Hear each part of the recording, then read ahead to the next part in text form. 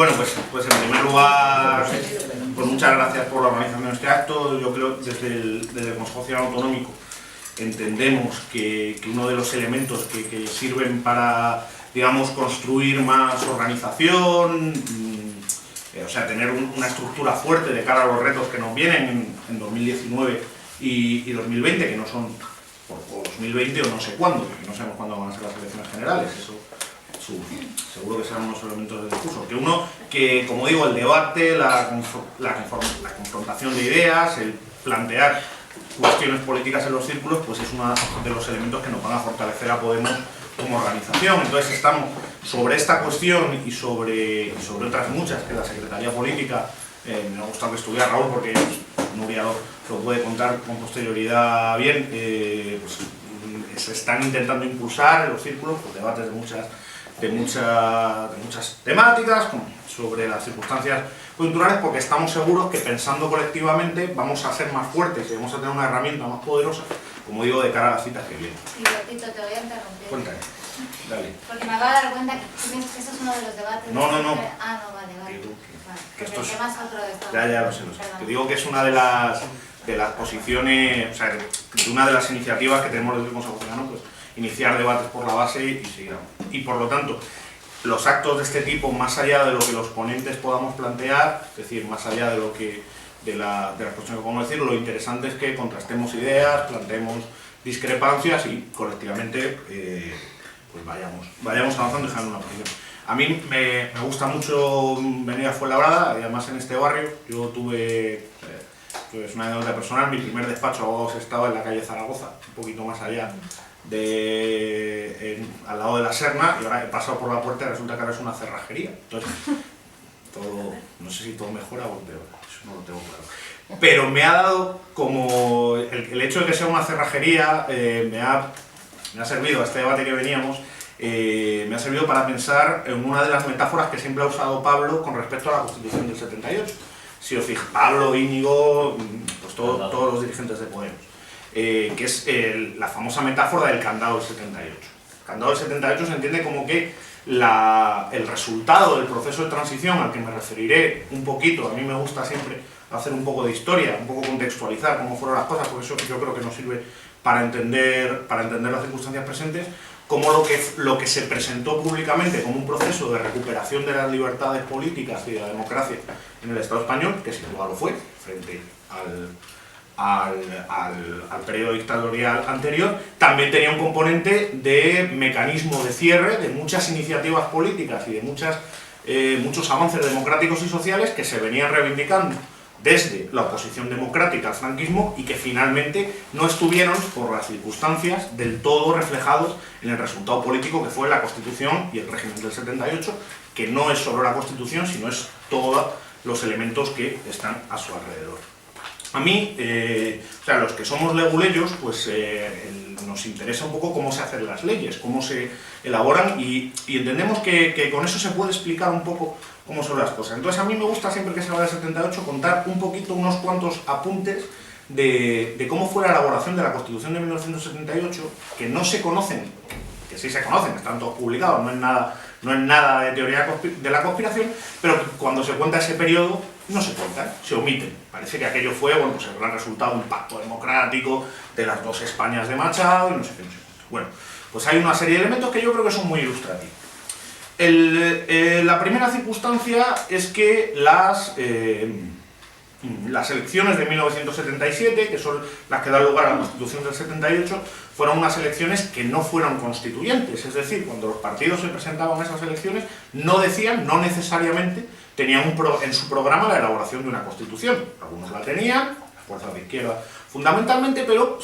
fundamentalmente el partido que ganó, la Unión de Centro Democrático, sobre esto era ambiguo. No sabíamos si íbamos a tener una Constitución o si iba a seguir con las leyes fundamentales del régimen franquista.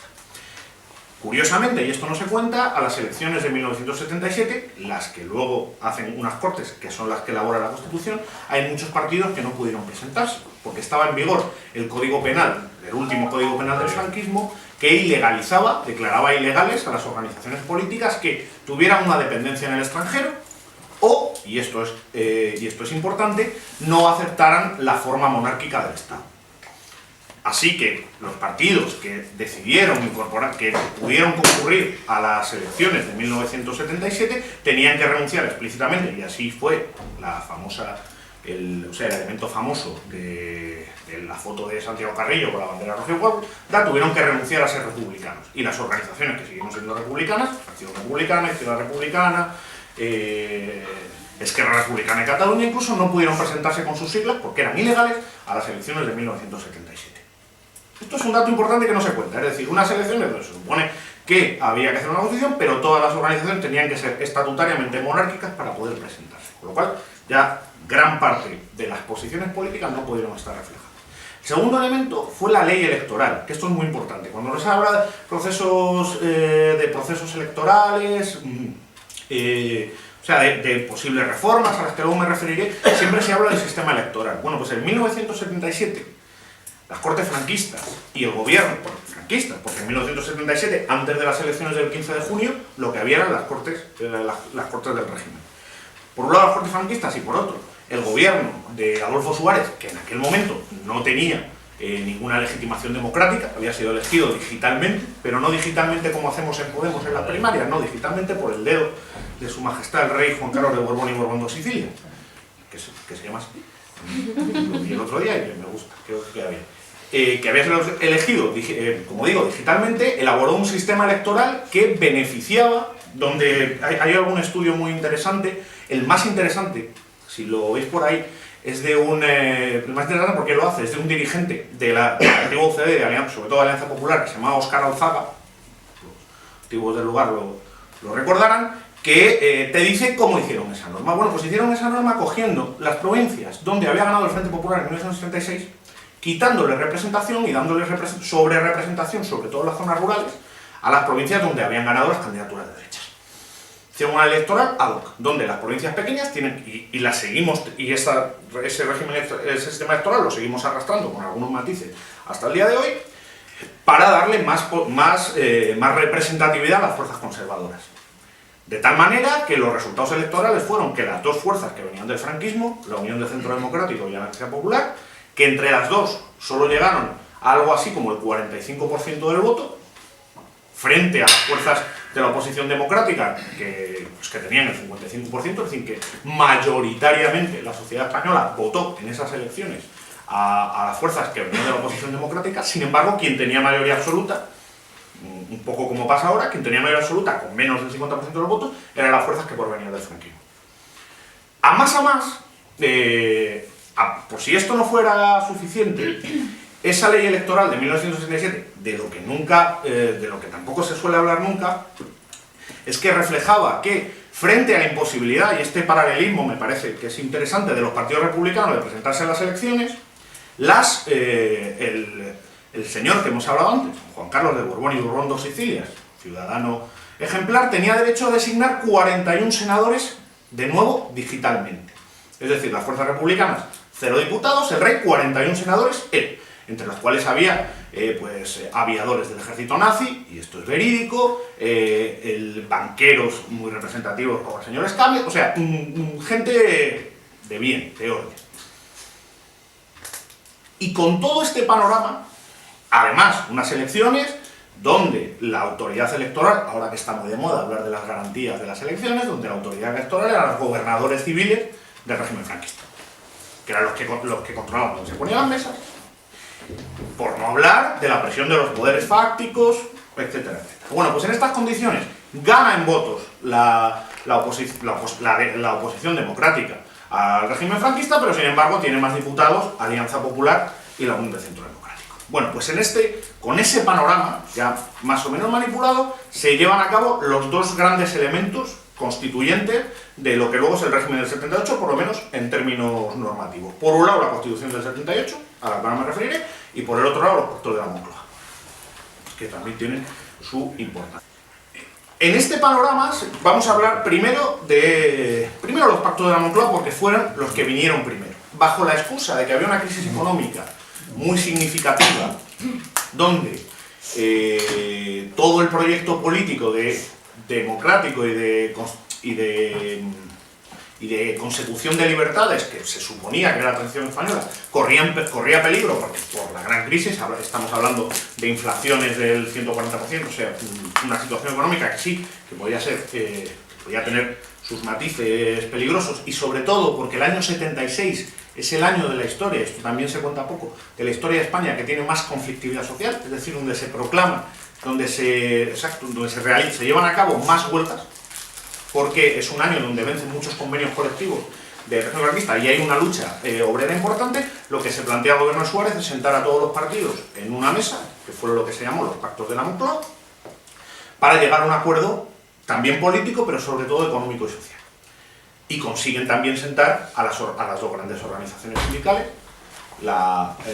Unión General de Trabajadores y Comisiones Obreras, dejando, por cierto, al margen a la entonces muy potente y muy querida, por lo menos por mí, Confederación Nacional del Trabajo, a la cual se le hace, que eso sí, si queréis hablamos luego, pues se le hace la CNT, que se le hace una auténtica operación de destrucción. En ese panorama se llega al acuerdo final de los pactos de la Moncloa, donde básicamente hay dos acuerdos. Primero,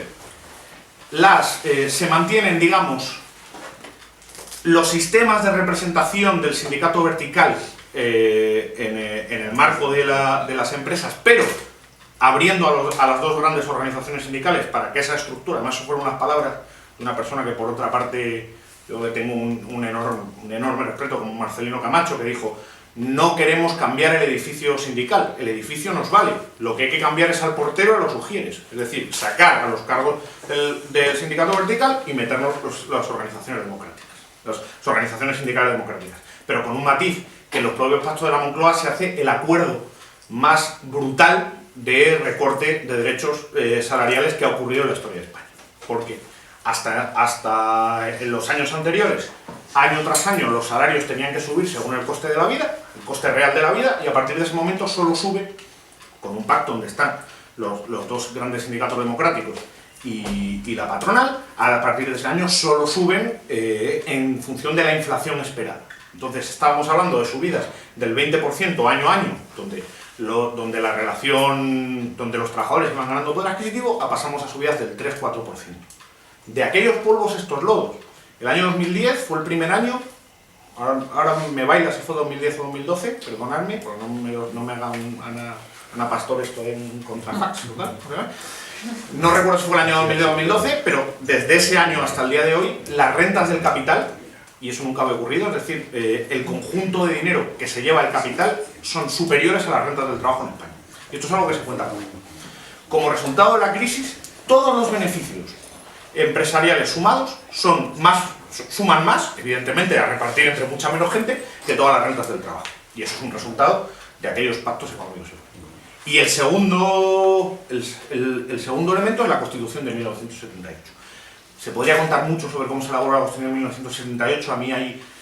un elemento que me parece súper gráfico, que fue que en ese resultado, habiendo una mayoría absoluta automática de UCD y Alianza Popular, se juntan lo que se ha llamado los 7 padres de la Constitución, la ponencia constitucional. Un amigo mío, Alberto San Juan, llama a la Constitución el misterioso engendro que tuvo 7 padres y ninguna madre. Yo creo que está bien calificarlo así. Bueno, pues se juntan los 7 padres de la Constitución y elaboran un primer borrador, unos primeros 39 artículos, que nadie sabe cómo son filtrados a una revista que se llama Cuadernos para el Diálogo. Entonces, de repente, empezaron a saltar todas las alarmas, porque en esos 39 artículos filtrados no aparecía la Iglesia Católica, no aparecía el Ejército, se reconocía la autonomía de las nacionalidades y las regiones de una manera mucho más amplia, y entonces los poderes fácticos empezaron a atacar ese primer planteamiento democrático. Pronunciamientos militares, donde se elabora tanto el artículo 7 como el artículo de la Constitución, famoso de la indisoluble unidad de la patria. Sí, la integridad territorial y la función del Ejército. El señor Enrique Tarancón, presidente de la Conferencia Episcopal, influye también, y de repente pasamos de un Estado no confesional a un Estado que reconoce los privilegios de la Iglesia en distinta, o sea, ante la Iglesia Católica frente a las demás confesiones, y se firma una actualización del concordato con la Santa Sede que pasa a que no tengamos de facto un Estado confesional, y sobre todo se establecen dos elementos que han sido que que han sido, digamos, los elementos de hierro del régimen hasta ahora. Por un lado, el sistema territorial, que está concebido en la Constitución como que iba a haber unas determinadas autonomías, que no tenían por qué ser todo el territorio del Estado, que iban a tener unas ciertas competencias limitadas, que no estamos en un Estado federal, sino estamos en que hay determinadas autonomías que pueden tener, y con distintos niveles, unas determinadas competencias, pero que al final siempre el Estado se reserva la capacidad disciplinaria, y ahora lo estamos viendo, que es el artículo 155, para intervenir sobre la actividad de las comunidades autónomas, sin que esas comunidades autónomas estén reflejadas en la estructura del Estado. Porque en otros estados, que son estados federales, pues por ejemplo el Senado es una cámara de representación territorial, donde los senadores los eligen las autonomías, aquí no, aquí es una cámara mayoritaria, y donde hay órganos como la conferencia de presidentes de las distintas comunidades autónomas que tienen una capacidad de proponer leyes, etcétera, etcétera. Aquí no. Eso por un lado, y por otro lado la estructuración del sistema electoral que hace que y esto es muy importante, hace que en España se puedan tener mayorías absolutas en el Parlamento para acometer reformas profundas sin tener mayorías absolutas parlamentarias, sin tener mayoría absoluta de votos. Esto es una cosa muy importante.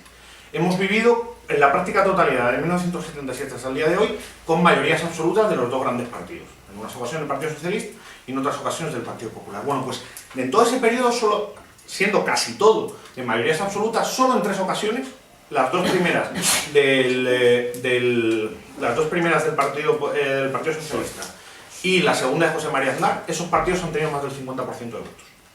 En todo el resto de los momentos, el sistema del que hemos hablado, que da más peso a los votos en las provincias menos pobladas, en las provincias, sobre todo el voto rural, donde tradicionalmente ganaban las fuerzas conservadoras, ha dado que el sistema electoral no represente el sistema de mayorías sociales. En este panorama, bueno, esto a cambio de que se hace, las fuerzas progresistas, a mí con muchas críticas sobre si esto fue una derrota, una renuncia o fue lo que se pudo hacer en ese momento, o fue incluso una victoria, aceptan todo este paquete a cambio de que va a haber una serie de elementos, que es lo que se ha llamado la democracia social, que van a estar blindados en el sistema constitucional. Es una democracia, pero es una democracia que aceptaron en su momento los que eran partidarios de la dictadura. Y esto hay que decirlo. Y por eso hay determinados elementos que permiten a una no mayoría, es decir, a una parte importante de la sociedad que no llega a la mayoría, controlar simultáneamente, esto es uno de los grandes problemas de la Constitución, que quien tiene una cierta mayoría que le permite tener mayoría absoluta en las Cortes, controla simultáneamente el Consejo General del Poder Judicial, es decir, el órgano de gobierno de los jueces, y el Tribunal Constitucional, que hemos visto últimamente que tiene su importancia quien controla el Tribunal Constitucional. Bien, pues en este panorama, donde parecía, bueno, hago renuncias en términos democráticos porque gano cosas en términos sociales, y bueno, esto puede ser defendible, lo que ha pasado desde 1978 hasta hoy es que las ventajas en términos sociales que se habían conseguido en la Constitución 78 han ido siendo laminadas poco a poco. Primero por la vía de que lo que se llama dentro de la Constitución principios ordenadores del sistema socioeconómico, el derecho a la vivienda, el derecho a la sanidad, tienen un rango constitucional menor, menos protegido que otro tipo de derechos, como por ejemplo el derecho a la propiedad privada. Si esto en la Constitución es, oye, yo mi derecho a la propiedad privada lo puedo reclamar ante un juez, mi derecho a la vivienda no. Porque mi derecho a la vivienda no está el derecho, es un derecho, pero el sistema de protección, y como digo, la vivienda, el derecho a la salud, el derecho al medio ambiente, etcétera, etcétera, no están igual de protegidos que otro tipo de derechos. Aunque uno se lea la Constitución y parezca que sí, pero luego hay una cosa, es el artículo 53 que dice, estos derechos los protegen los jueces, estos no. Para modificar estos derechos hay que ir a una reforma de la ley, a estos no, etcétera. Esto por ese lado. Segundo, porque se han ido haciendo de varias reformas encubiertas que no lo parecen de la Constitución, que básicamente ha sido la cesión, y esto puede ser un tema polémico, la cesión de determinados elementos de soberanía que estaban en la Constitución y que eran mecanismos democráticos a las instituciones europeas. El Tratado de Maastricht, que no fue objeto de un referéndum en el Estado español, el Tratado de la Unión Europea, etcétera, etcétera, donde muchos elementos de soberanía han sido cedidos. Y en tercer elemento ya, no las reformas... no reformas encubiertas, sino reformas expresas, que es la famosa reforma del 135 de la Constitución española. Entonces, por acabar, la reforma del 135 es importante por dos motivos, y yo creo que ahí que es uno de los elementos que yo creo que al principio de Podemos lo teníamos como un caballo de batalla potente, y no sé si se nos ha olvidado, o es que o sea, cada día van pasando más cosas que nos hacen tener que focalizar en otras cosas y no hacemos esto. Pero ¿qué le pasa a la reforma del 135? Pasan dos cosas. Primero, como es obvio, que mientras la Constitución del 78, con todos sus problemas y sus defectos, fue sufragada en referéndum, no sé si se dice sufragada, pero bueno, fue votada, me he puesto demasiado fino, fue votada en referéndum por el conjunto de la sociedad española, y salió que sí, el artículo 135, que como todos saben, bueno, por refrescar, el artículo 135 lo que implica es que dentro de los distintos gastos que tiene el Estado, a partir de la aprobación del 135, se va a priorizar el gasto en abono de deuda frente al gasto social. Claro, esto parece una cosa menor, pero es a este pacto al que nos referíamos antes, de pierdo cosas por la de calidad democrática porque gano derechos sociales, desde luego lo ha roto. Es el primer elemento. Pero esta reforma no fue votada, la primera, o sea, la Constitución sí, pero esta reforma no fue votada por los españoles. El segundo elemento, que lo decimos poco, es que esta reforma no estaba en el programa electoral de los dos partidos que la perpetraron, el Partido Popular y el Partido Socialista, con lo cual, yo creo que uno de los elementos que debemos defender es que desde el verano del año 2011, cuando se lleva a cabo esta reforma, se quebró el consenso constitucional.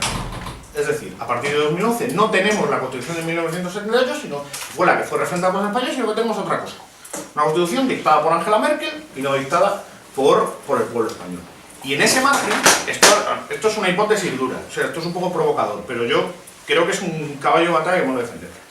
Entonces, si lo que queremos es defender la Constitución española, lo primero que tendremos que hacer es tener efectivamente una Constitución española. Y si desde 2011 se quebró el consenso constitucional, que independientemente de lo que pensemos de la Constitución, yo como veis no soy especialmente fan del resultado de la Constitución, pero sea más fan o sea menos fan, desde 2011 tenemos un sistema político radicalmente distinto al que votaron los españoles en el 78. Y si queremos defender una Constitución española, lo único que un sistema constitucional español donde podría haber, y ahí no me meto el resultado, podría haber una constitución o 17 constituciones de 17 estados federados que se unieran, eso pues también, y además una constitución, ese será el resultado. Pero si queremos defender un sistema constitucional, lo primero que tenemos que iniciar es un proceso constituyente que, de nuevo, dé la iniciativa, esperemos que en mejores condiciones, de la de 1977-78 a la mayoría del pueblo español para determinar en qué sistema quiere vivir. Y ahí le doy la palabra a Nuria para ver si se ven posibilidades, elementos o está todo oscuro, de si tenemos capacidad de iniciar o potenciar este proceso constituyente. Y me callo que no. Bueno, voy a intentar resumir lo que tenía preparado, porque como pensaba que venía sola, igual me iba a enrollar un poco más. Y también lo que me ha dicho Felipe un poco es que intentásemos pensar sobre la oportunidad política del momento ahora, también en relación a la crisis catalana. Y aquí, bueno, me alegro que esté Tito, porque igual también puede ser una especie de contraparte. O sea, que me alegro mucho de la invitación, porque me ha servido como para sentarme un momento dentro de toda esta vorágine y estar ahí un rato pensando, bueno, entonces, ¿qué está pasando de verdad? ¿Qué oportunidades hay? ¿Qué se puede hacer? La verdad es que no está el horizonte como muy claro tampoco, pero bueno, yo lo he intentado, me ha servido para reflexionar y bueno, si queréis luego lo debatimos, porque yo muy optimista no estoy ahora mismo y tampoco quiero como ser como desanimar, ¿no? Simplemente recordar, bueno, Tito es un perfecto escenario de lo que hemos llamado el régimen del 78, entonces como un poco recordar que lo que llamamos, o lo que yo creo que hemos llamado crisis de régimen, es ese momento precisamente que Tito lo representa con la aprobación del artículo 135 y que, digamos, a nivel social, el impacto que tiene la crisis lo que provoca, pues lo sabemos, ¿no? Las grandes protestas del 15M que posibilitaron la emergencia luego de Podemos, ¿no? En ese momento yo creo que con ese impacto social que tienen las respuestas a la crisis, sí que había una sensación como de que se podía hablar de impugnación del régimen y de proceso constituyente. De hecho, yo me acuerdo un momento que ya había salido Podemos, que es el momento en el que se produce la abdicación de Juan Carlos en su hijo, que nos ha salido bastante de ultraderecha, creo yo, con las últimas, ¿no? El último discurso que ha hecho. Y en ese momento hay como incluso manifestaciones que se mezclan los republicanos y también hay unas declaraciones de Pablo Iglesias como no sé, un poco impugnando la monarquía. Yo en ese momento se oyó hablar de proceso constituyente y yo pensé que realmente era, ahí había como esa posibilidad, ¿no? Luego quizás también un poco por la estabilización, cómo se produce la estabilización o la normalización, si queréis, mejor, de la crisis, ¿no? Cómo nos hemos acostumbrado a los recortes, de alguna manera, cómo también precisamente esa crisis de régimen que estalla en la calle lo que provoca es una intervención de la Unión Europea en términos económicos, o sea, el Banco Central Europeo ve que el sur de Europa se le está desestabilizando,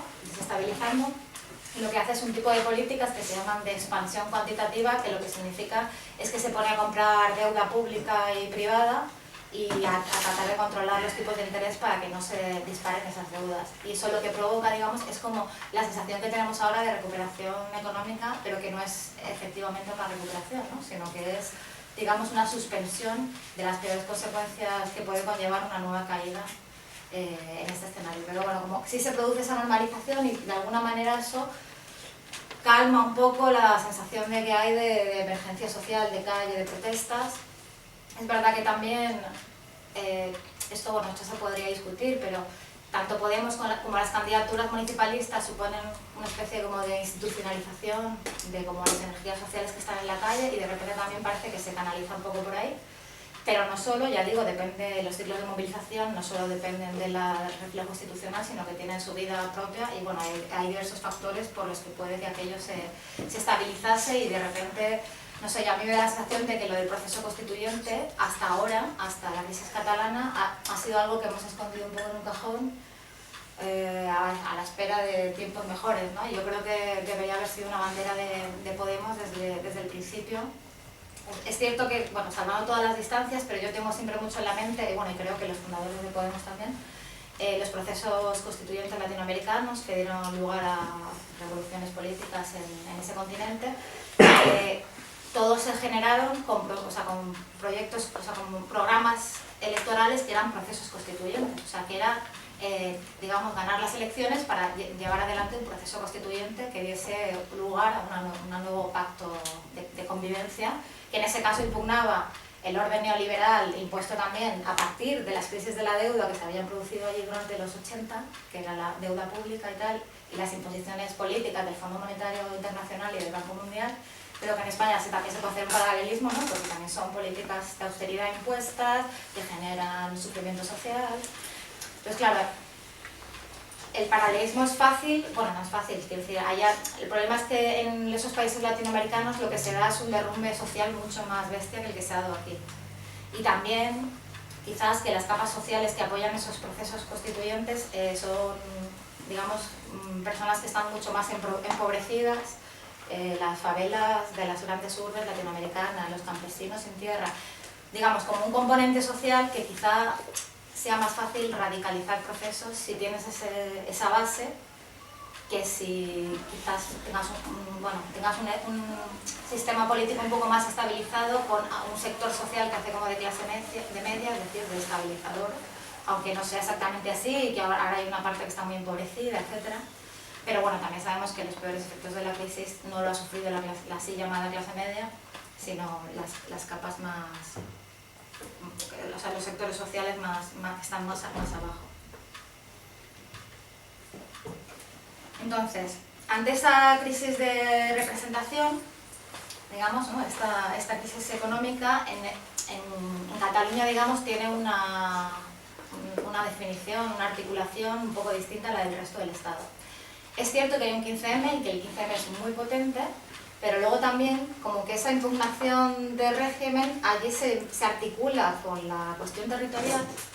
que es cierto que es una cuestión que más o menos siempre ha estado presente en la vida política catalana, pero que de alguna manera en ese momento la posibilidad de generar un Estado nuevo es la posibilidad de empezar de cero, digamos. Es cierto que también no ha habido una reflexión muy profunda sobre qué significaba un Estado nuevo, si en Europa o no dentro de Europa, qué consecuencias económicas puede tener, por qué va a ser necesariamente digamos, un pacto social mucho mejor que el que tenemos ahora en España. O sea, como que se han puesto como... Tampoco hemos creado como una utopía, digamos, social muy potente, pues la gente se agarra en Cataluña a la utopía de un nuevo Estado, que es una especie de contenedor de la posibilidad, ¿no? De eso de volver a inventarlo todo, pero también de una manera quizá un poco, no sé, excesivamente optimista probablemente, o poco reflexiva, en parte por el lado este más institucional que tiene el proceso, que es que una parte de las élites políticas catalanas se lo han hecho suyo, entonces como que eso les ayuda pues a continuar sosteniendo el poder, digamos, ¿no? Hay un ejemplo de esto muy claro, es en junio del 2011, el presidente de Cataluña era Mas, estaba aplicando recortes brutales porque casaban bastante bien con su visión neoliberal, con el apoyo del PP, por cierto. Y hay como una manifestación de como 2.000 indignados que rodean el Parlamento de Cataluña y hay una imagen que es como muy potente, que es Mas llegando en helicóptero porque no puede atravesar la calle, ¿no? Que también nos recuerda un poco las protestas esas antiglobalización que se habían dado anteriormente, ¿no? En las décadas anteriores, sobre todo a finales de los 90, principios de los 2000. Y bueno, un par de meses después, en septiembre, él va a la manifestación de la Diada y se pone como al frente de la manifestación, digamos, asume como empieza como una reivindicación mucho más nacionalista o mucho más independentista, quizás es una mejor definición. Y al año siguiente plantea Rajoy que Cataluña quiere un nuevo pacto fiscal, es decir, más recursos. Eso en medio como del conflicto, de la crisis más potente, ¿no? Evidentemente Rajoy le dice que ni de coña. Y ahí, digamos, despega efectivamente el procés. También hay como también un relato que hace mucho hincapié en la falta de democracia en España cuando el Tribunal Constitucional tumba el Supremo o el Constitucional tumba el Estatut que había sido votado y tal. Pero bueno, si uno, o sea, eso puede ser, digamos, una parte del relato, pero si no hay lo otro, no se entiende muy bien.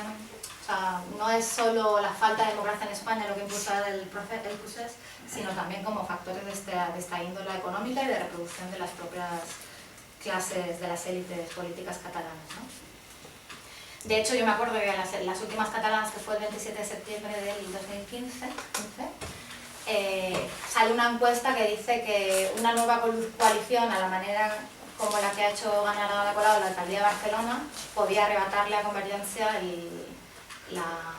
mando de la Generalitat, digamos, ¿no? Del gobierno local. Entonces ahí saltan todas las alarmas y es cuando se empieza la idea de un Junts pel Sí, que es como la gran coalición esta entre Esquerra y bueno, en la CUP está PDeCAT, que bueno, antes era Convergencia, es el nuevo Convergencia, que estaba en coalición con Unión se separa justo por el procés, por la radicalización, estos montan este sarao y ponen ahí además a gente como de la sociedad civil, un poco el discurso era muy parecido a lo que había hecho Ada Colau, en realidad es como una apropiación un poco de ese refrescar la política con un nuevo impulso, ¿no? Y la CUP no quiere entrar, pero bueno, apoya el gobierno desde fuera. Entonces, bueno, la pregunta, esta es la primera crisis o la gran crisis institucional desde la transición, porque ha habido primero la crisis de representación que la ha hecho posible, pero cómo se ha manifestado esta crisis institucional es fundamentalmente en términos nacionales, ¿no? Más allá de la emergencia de Podemos, ¿no? Que también podría ser como una de las consecuencias. Entonces la pregunta, bueno, lo que se repite una y otra vez es de si esto es una oportunidad para romper o no el régimen del 78.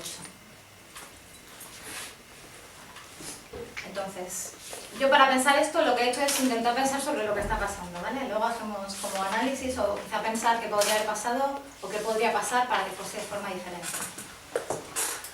Pero por ahora lo que se ve es que está como reforzando a los partidos de derechas, ¿no? Sobre todo a Ciudadanos. Lo podemos ver en las últimas encuestas, aunque las encuestas siempre están por verificar y más en un momento tan complicado como el que vivimos.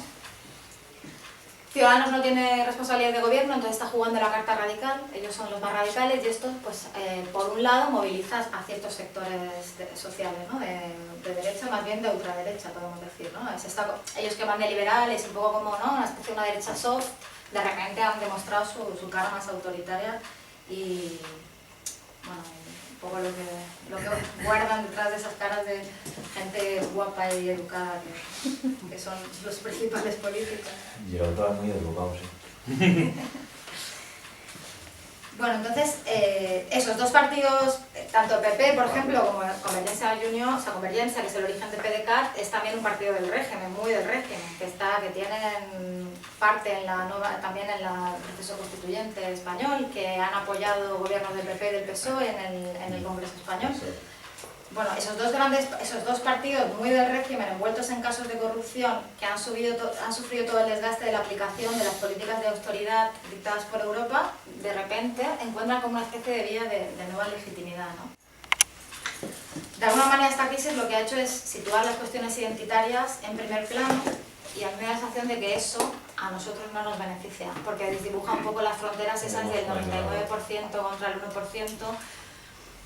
de alguna manera desplaza un poco la cuestión de clase. Esto en Cataluña, nosotros los que hemos vivido ahí, lo hemos visto desde el minuto 1. En las elecciones, en los procesos electorales no se habla de políticas, se habla de si España, si independencia sí, independencia no, si banderas, si esto, si lo otro, ¿no? Esto no sabemos si puede tener un eco muy fuerte en las próximas elecciones españolas, a mí me gustaría que no, pero puede ser, y esto yo creo que daña mucho las posibilidades de una opción como Podemos, ¿no? Y también las de transformación social, porque desplaza esos conflictos. También de alguna manera en el Estado español los conflictos que se juegan en lo territorial tienen como una capacidad muy fuerte de volver a situar el debate en términos de izquierda y derecha, ¿no? Todo el tiempo, como una cosa que Podemos de alguna manera también intentaba como evitar, porque eso encasillaba. De repente ahora, según qué decisiones tomas, pues parece que como vuelve eso, se pone otra vez eso en el centro, ¿no? Y la otra gran pregunta, o que yo creo que es la pregunta definitiva, es si esto está reforzando, ¿no?, al Estado, ¿no?, la razón de Estado. Porque, por ejemplo, ha hecho posible algo que se había quebrado un poco con la crisis de régimen, que era como el bipartidismo, ¿no? Y de repente hay como un nuevo entendimiento entre el PP y el PSOE, con la muleta de Ciudadanos. Pero de alguna manera los partidos de orden, estos dos, son los que posibilitan un cauce de solución al problema, ¿no? Aunque sea de índole represiva. Digamos que es una represión y un cauce de solución que para nosotros ni es una verdadera solución ni se da en términos democráticos, pero que está avalada con con la Unión Europea, hasta Estados Unidos ha dado su apoyo. O sea que de alguna manera eso sí es para la Unión Europea de hecho es una forma de controlar la situación española, ¿no? Esa crisis que les había hecho intervenir en términos económicos porque tenía miedo de lo que podía pasar en España y de si eso podía desequilibrar un poco los arreglos europeos, ¿no?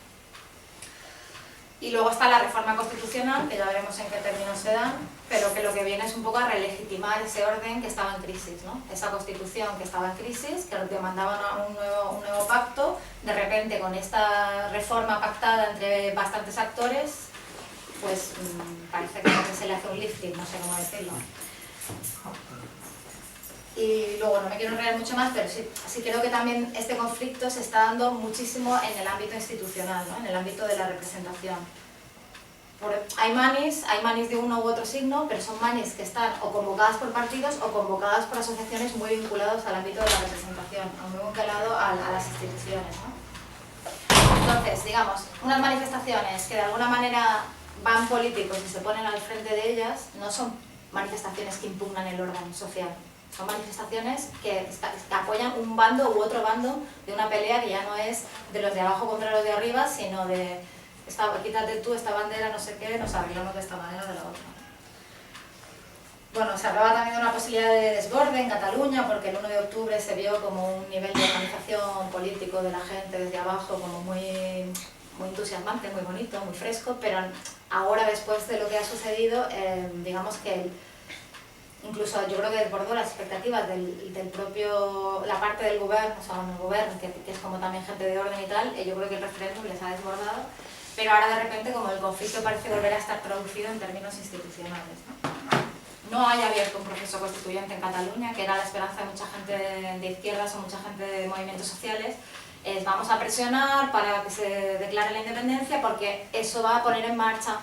un proceso constituyente desde abajo, y vamos a hacer asambleas populares que impulsarán... y bueno, y esa era una posibilidad, pero no se ha verificado. En parte, bueno, la DUI esta tampoco ha sido como una cosa como muy... O sea, la proclamaron falsamente y luego se fueron de fin de semana y tal. Quiero decir que... Bueno, que también puede ser una demostración de que el conflicto es mucho más institucional que lo que nos gustaría, ¿no? Que fuera a nivel de calle y que realmente se pudiera tener valores de transformación social en Cataluña y que eso contagiase al resto de España. Bueno, entonces las preguntas eran, ¿creéis que se relegitima el segmento central del orden catalán y del régimen del 78? Más allá de la apariencia de dureza y nivel de conflicto, ¿estamos ante una normalización y una recomposición del orden del 78 o ante un momento de ruptura? Bueno, solo unas pistas. La otra pregunta era cómo impulsar la oportunidad constituyente o cuáles podrían ser las posturas de Podemos. Yo creo que para esto como que no hay atajos. Un proceso constituyente, si queremos que realmente además se haga en favor del cambio social que nosotros propugnamos, tiene que ser como una carrera de fondo, ¿no? Nosotros siempre tenemos que tener la cuestión constituyente sobre la mesa. Yo creo que es algo que no deberíamos olvidar nunca, igual que la derogación del 135, como ha dicho Tito, y que más allá de la demanda, o además de la demanda de referéndum y de como la democratización de las relaciones territoriales en el Estado, deberíamos, si participamos de esa reforma o de esa mesa de reforma constitucional que se va a dar, que probablemente, bueno, que Podemos creo que no había una postura muy clara de si participar o no, yo creo que sería una oportunidad estar, aunque al final no avales el proceso, o sea, el resultado que se haya dado de ese proceso.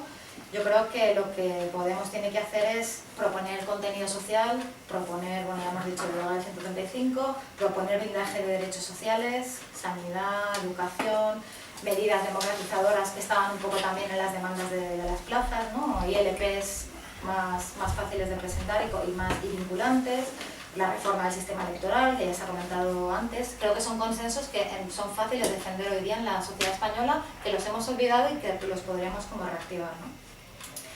Y nada, bueno, que para cuando haya la próxima crisis, que va a venir cuando el Banco Central Europeo probablemente empiece a retirar sus políticas de expansión del gasto, y que es ya, bueno, ha empezado a cortar las ayudas en la compra de deuda. Entonces, cuando eso pase, va a volver a venir algo parecido a una crisis o como digamos, mayor agitación social, y lo que nosotros tenemos que construir pensando en ese momento, ¿no? Nos tiene que pillar eso como organizados, con un proyecto para el Estado como radicalmente igualitario, más allá de lo territorial, un proyecto que no tenga miedo al conflicto y que, digamos, hayamos plantado antes la semilla esta del proceso constituyente, ¿no? Y lo demás, bueno, lo que sabemos ya, que es llegar con capacidad de movilización y organizaciones sociales que también estén un poco como vinculadas a este proyecto, no tiene que ser una cuestión solo de un partido. Y Podemos debería ser una herramienta de organización potente, democrática, que no esté preocupada solo por lo institucional, sino por tener conexión con esas organizaciones sociales que van a posibilitar que haya una fuerza social capaz realmente de impulsar un proceso constituyente, porque solo con un arreglo de partidos, por mucho que Podemos pudiese llegar a ganar las elecciones, sería muy complicado, ¿no? Y bueno, y por último, la guinda, digamos, no olvidar, como ha dicho Tito, que el mando último está en Bruselas, que está en la Unión Europea, y que no se trata solo de generar un nuevo modelo pacto social o de Estado, sino seguir apuntando a la dimensión europea y también generar las alianzas para hacer eso posible.